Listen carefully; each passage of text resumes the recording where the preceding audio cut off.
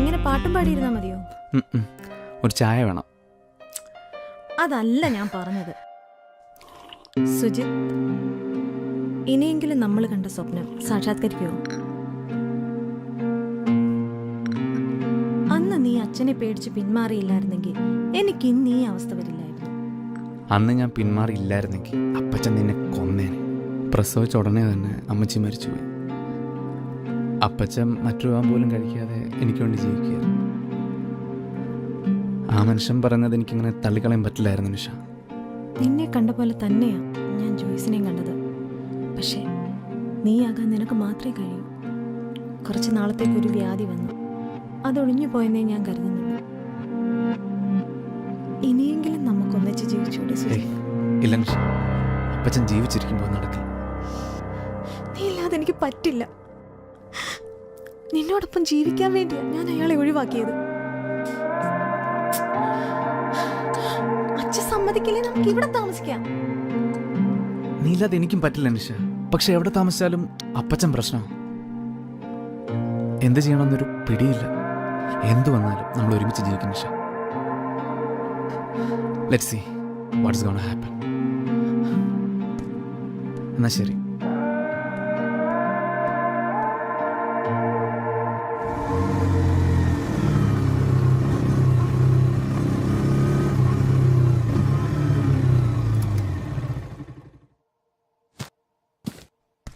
മോനെ 4-5 ടാബ്ലറ്റ് വാങ്ങിക്കൊണ്ട് വാടാ. നല്ല തലവേദന. നീ കേട്ടില്ലോടാ? ആ കേട്ടു.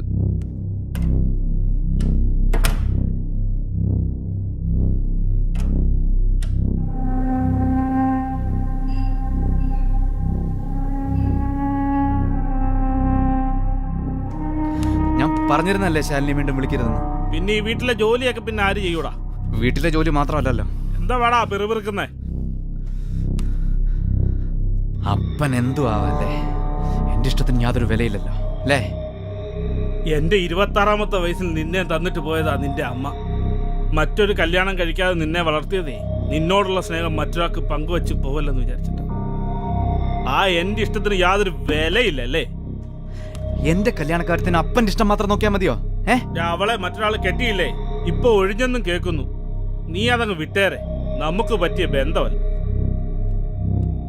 ചാക്കോ സാറേ, ഞാൻ പോവാണേ. ശാലിനി, ഒരു ഗ്ലാസ് വെള്ളം ഇങ്ങ് തന്നിട്ട് പോ.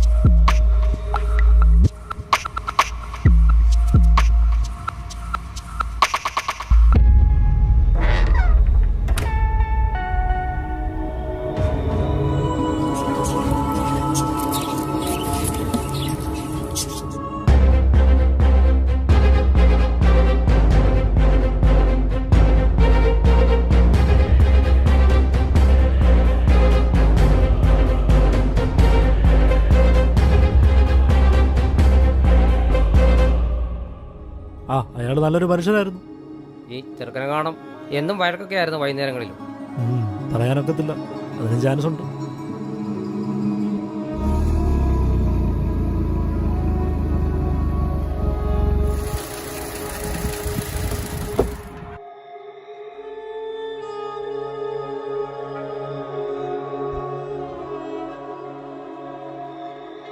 സുഹൃത്തെ, വിഷമിക്കരുത്.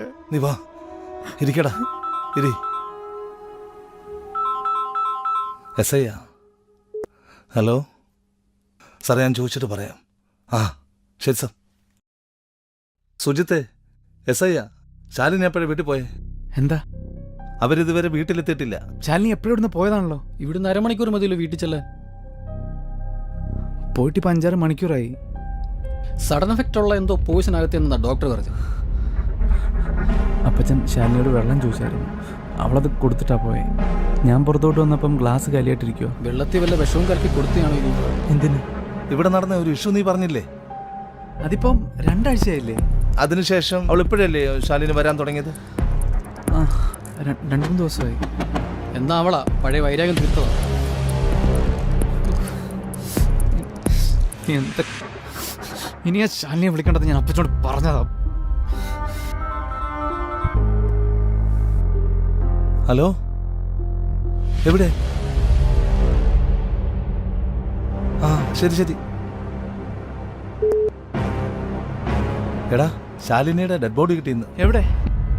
അവരുടെ വീട്ടിലോട്ട് പോകുന്ന കുറ്റിക്കാടിനടുത്ത് വെച്ച്.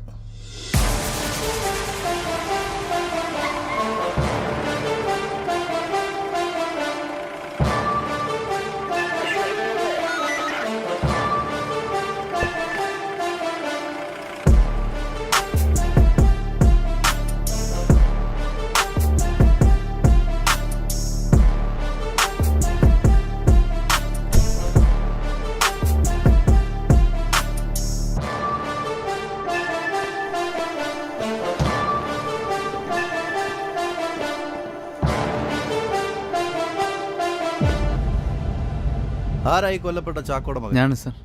എന്താ പേര്? സുജിത്. ഇപ്പൊ ചോദിക്കാൻ പറ്റിയ സാഹചര്യമല്ലെന്നറിയാം. പക്ഷേ ശാലിനിയുടെ മരണപ്പെട്ട സ്ഥിതിക്ക് ചില കാര്യങ്ങൾ ചോദിക്കാതിരിക്കാതെ പറ്റില്ല. എന്താ സാർ? ഞാൻ ചോദിക്കുന്ന ചോദ്യങ്ങൾക്ക് സത്യസന്ധമായി ഉത്തരം നൽകണം. എന്താ അവിടെ സംഭവിച്ചത്? അത് സർ, ഞാൻ പുറത്തു പോയിട്ട് വന്നപ്പം അപ്പച്ചന് തലവേദനയാന്ന് പറഞ്ഞു. മോനെ 4-5 ടാബ്ലറ്റ് വാങ്ങിക്കൊണ്ട് വാടാ. ഞാൻ പുറത്തോട്ട് പോയി ഇറങ്ങിയപ്പോൾ ശാലിനി വന്നായിരുന്നു. അവർ വീട്ടിൽ പോകാനാന്ന് തോന്നുന്നു പുറത്തോട്ട് വന്നത്. അപ്പച്ചനൊരു ഗ്ലാസ് വെള്ളം ശാലിനിയോട് ചോദിച്ചിരുന്നു. അപ്പോൾ ശാലിനി എടുക്കാൻ അകത്തോട്ടും പോയി, ഞാൻ മരുന്ന് വാങ്ങാൻ വേണ്ടി പുറത്തോട്ടും പോയി. അതാണ് സാർ സംഭവിച്ചത്. ക്ലിയറായിട്ട് പറ. അപ്പച്ച ഗുളിക. അപ്പച്ച ഗുളിക ടീപ്പോയി കിടക്കുന്നു. അപ്പച്ച അപ്പച്ച അപ്പച്ച അപ്പച്ച അപ്പച്ച. ഹലോ ഷിബു, നീ എവിടാ? പെട്ടെന്ന് ഇങ്ങോട്ട് വാടാ.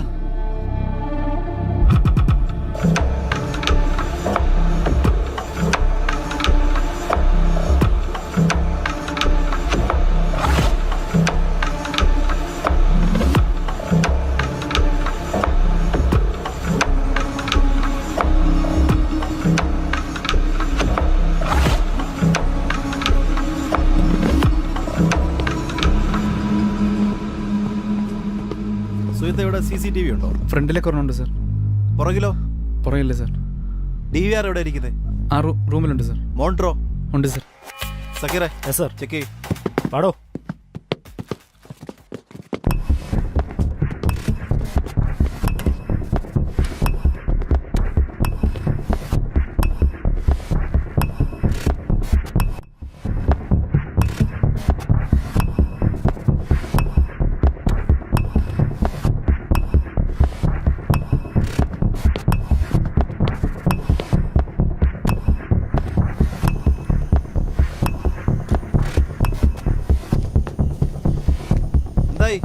ശാലിന് രാവിലെ 7:30 വന്ന് 10:18 പോകുന്നു. അത് കഴിഞ്ഞ് സുയിത്ത് വെളിയിൽ പോകുന്നു.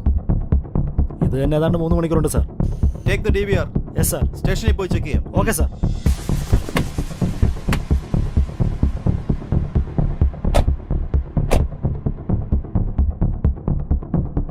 എന്തായി സക്കീറെ? സാർ, 10:23 വെളിയിലേക്ക് പോയ സുജിത്ത് തിരിച്ചു വരുന്നത് 11:13 അപ്പച്ച ഗുളിക. ഇടയ്ക്കാരും വന്നിട്ടുമില്ല. അപ്പൊ ശാലിനിയോ?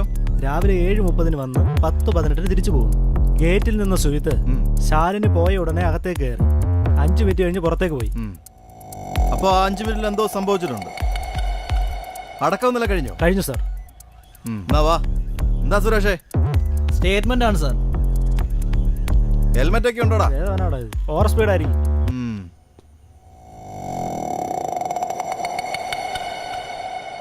സുഹൃത്തെ, 7:30 വന്ന ശാലിനി 10:18 തിരിച്ചു പോകുന്നു. അപ്പ ഗേറ്റിലുണ്ടായിരുന്ന താൻ അകത്തേക്ക് വരുന്നു. 5 മിനിറ്റ് ചെലവഴിക്കുന്നു. 10:23 തിരിച്ചു പോകുന്നു. താൻ പോയിട്ട് വരുന്നതുവരെ ഇവിടെ ആരും വന്നിട്ടില്ല. പുറകിലത്തെ ഡോറും മുകളിലത്തെ ഡോറും അകത്തൊന്നും കുറ്റിയിട്ടിരിക്കും. ശാലിനി പോയ ശേഷം താൻ വീണ്ടും അകത്തേക്ക് വരുന്നു. 5 മിനിറ്റ് അകത്ത് ചെലവഴിക്കുന്നു. അന്നേരം എന്തോ സംഭവിച്ചിട്ടുണ്ട്. ചാക്കോയെ കൊന്ന ശേഷമാ താൻ പുറത്തേക്ക് പോകുന്നത്. ഞാനോ? ഞാനെന്തിനാ? സാർ എന്തു പോയി പറയുന്നത്? തനിക്ക് വിശ്വസിക്കാൻ ബുദ്ധിമുട്ടുണ്ടാവും. ഇവൻ പണ്ടും ചാക്കോയെ ഉപദ്രവിച്ചിട്ടുണ്ട്, ഇല്ലടാ? ഞങ്ങൾ ശാലിനിയുടെ വീട്ടിൽ പോയി. ഇവിടെ നടന്ന എല്ലാ കാര്യങ്ങളും അവരവരുടെ വീട്ടിൽ പറഞ്ഞിട്ടുണ്ട്. താൻ പറഞ്ഞുവിട്ട ശാലിനിയെ ചാക്കോ വീണ്ടും വിളിപ്പിച്ചു. അത് പറഞ്ഞ് നിങ്ങൾ തമ്മിൽ വീണ്ടും വഴക്കായി. ജോലിക്കാരിയുമായി അപ്പനുള്ള ബന്ധം പുറത്തെറിഞ്ഞാൽ ഒരു അപ്കമിങ് സ്റ്റാറായ തന്റെ കരിയറിനെ അത് ബാധിക്കും. മെഡിക്കൽ സ്റ്റോറിൽ പോകാറിങ്ങിയ താൻ തിരിച്ചു വന്ന് ചാക്കോയെ കൊന്നു. ശാലിനി തിരിച്ചു പോകുമ്പോ ചാക്കോ ജീവനോടെ ഇവിടെ ഉണ്ട്. പിന്നെ നീ അല്ലാതെ ആരും ഇങ്ങോട്ട് കയറിയിട്ടില്ല. ഞാനല്ല. സുഹൃത്തെ, മരുന്ന് വാങ്ങാൻ മെഡിക്കൽ സ്റ്റോറിൽ പോയ താൻ പോകുന്ന വഴിയോ തിരിച്ചു വരുന്ന വഴിയോ താൻ വേറെ എവിടെയെങ്കിലും പോയിരുന്നോ? ഇല്ല. സുഹൃത്തെ, നീ കൂടുതൽ കുരുക്കിലേക്കാ പോകുന്നത്. ഇവിടുന്ന് നീ പറഞ്ഞ മെഡിക്കൽ സ്റ്റോറിൽ ബൈക്കിന് പോകാൻ 5 മുതൽ 7 മിനിറ്റ് വരെ മതി. തിരികെയും അത്രയും സമയം. അപ്പൊ പരമാവധി two and fro 14 minute. Medical സ്റ്റോറിൽ 5 മിനിറ്റ് ചെലവഴിച്ചാലും 19 മിനിറ്റ് കൊണ്ട് നീ തിരിച്ചു വരണം. നീ വരാൻ 50 മിനിറ്റ് എടുത്തു. അപ്പോ ഇതിനിടയ്ക്ക് താൻ എവിടെയോ പോയി. എവിടാ പോയത്? ഞാനങ്ങ് പോയിട്ടില്ല സാർ. സക്കീറേ, അവനെ വിളി. താൻ ഇയാളെ എവിടെ വെച്ചാ കണ്ടത്? സാറേ, ആ ശാലിനി മരിച്ചു കിടക്കുന്നിടത്ത് വെച്ചാ കണ്ടത്. ഇയാൾ എന്തെടുക്കുമായിരുന്നു? സാറേ, ആ കാട്ടിലോട്ട് നോക്കി നിൽക്കുകയായിരുന്നു. അപ്പൊ സമയം എന്തായി കാണും? സാറേ, ആ ശരത്ത് അന്നേരം വിളിച്ചത് 10:45 വിളിച്ചോടനെ. ഇങ്ങേര് പറഞ്ഞ കേട്ടല്ലോ. പിന്നെ നീ എന്തിനാ കള്ളം പറഞ്ഞേ? സാറിൻ്റെ ചോദ്യം കേട്ട് പേടിച്ചിട്ടാ സാർ. 10:23 ഇവിടെ നിന്ന് പോയ നീ ഏകദേശം 10:30 മെഡിക്കൽ സ്റ്റോറിലെത്തുന്നു. അവിടെ 2-3 മിനിറ്റ്. 10:33 അവിടെ നിന്നും തിരിച്ചു. 6-7 മിനിറ്റ് ബൈക്ക് ഓടിച്ച് ശാലിനിയുടെ ഡെഡ് ബോഡി കിടന്നിടത്ത് എത്തി. അതായത് 10:40 തൊട്ട് മുമ്പ് അല്ലേ അതിന് ശേഷമോ? നിന്നെ അവിടെ കണ്ടത് 10:45. 10:40 സമയത്ത് അവിടെ എത്തിയ ശാലിനിയെ ബലം പ്രയോഗിച്ചു വിഷം കുടിപ്പിച്ച് കാട്ടിലേക്ക് തള്ളിയിട്ട് നിൽക്കുന്ന സമയത്താണ് ഇയാൾ നിന്നെ കാണുന്നത്. ഇല്ല സാർ, ഞാൻ ആരും കൊന്നിട്ടില്ല സാർ.